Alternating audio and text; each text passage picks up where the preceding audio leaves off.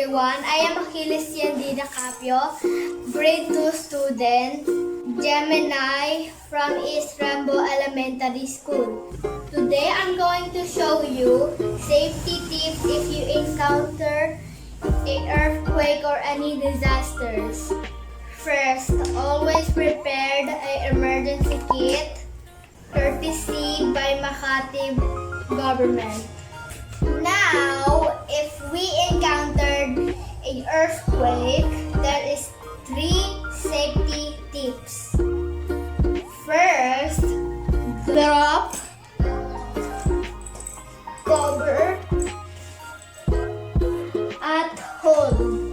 But don't panic. Hold until the shaking stops. Then, pwedeng din po gamitin itong bola pang cover sa ulo nyo. Or ito pang kaldero. Pang cover po na inyong ulo.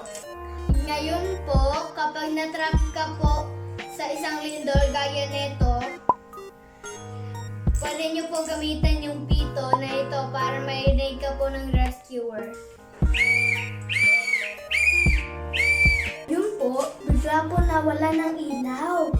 Ngayon po, pwede nyo po gamitin tong bright stick para makita ko po ng rescuer. Ayan po, kahit po madilim, makikita pa rin po kayo ng rescuer. Guys, always remember, don't panic. At mag-usap-usap po kayo ng iyong pamilya kung saan naligtas na lugar kayo magkikita.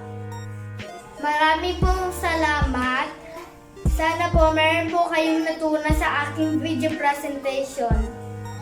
Muli, ako po si Achilles Dacapio, grade 2 student, Gemini from East Rambo Elementary School, Makati City. Paalam! Bye na po.